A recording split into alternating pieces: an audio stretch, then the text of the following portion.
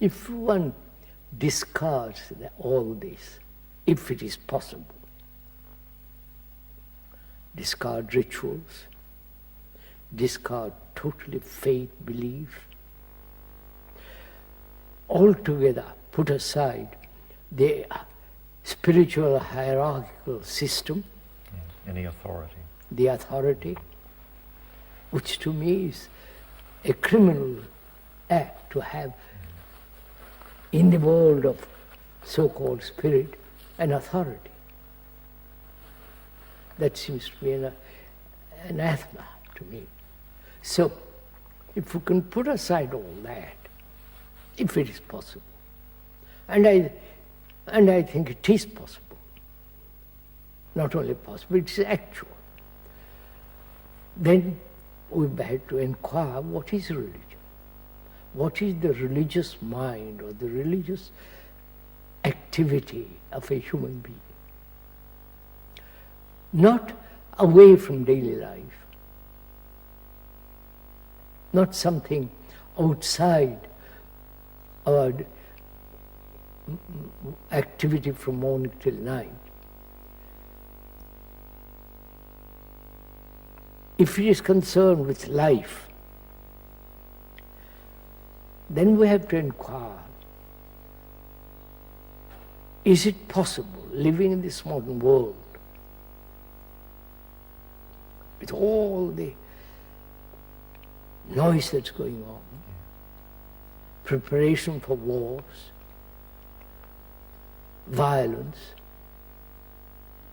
and so on, we all know that. Living in this world, in this state, wherever you are, is it possible to find out,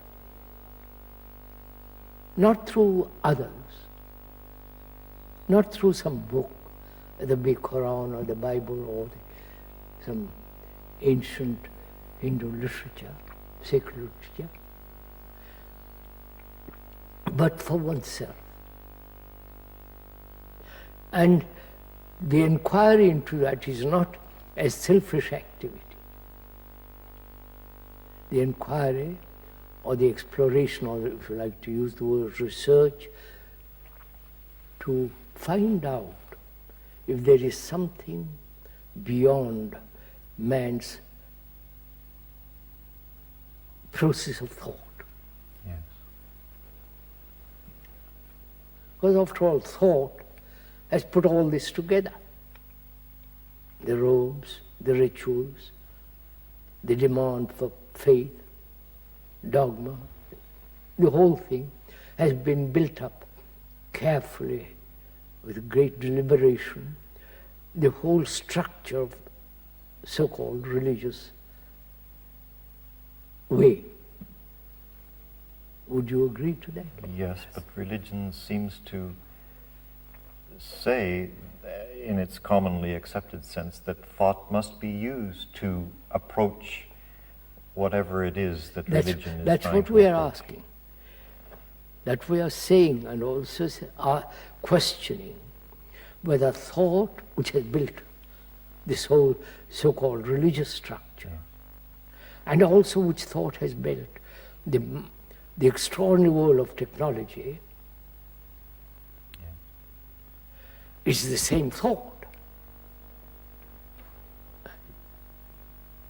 Thought in one direction, the technological direction, and thought seeking out something other than the daily boredom of existence, or the loneliness of existence, or the suffering of existence. Is thought the instrument? Because thought, perhaps you would disagree with this, but thought is essentially limited. Because thought is based on knowledge, memory, and experience. So experience is limited, knowledge is limited now or in the future. As you can see in the scientific world, it's always gathering more and more and more.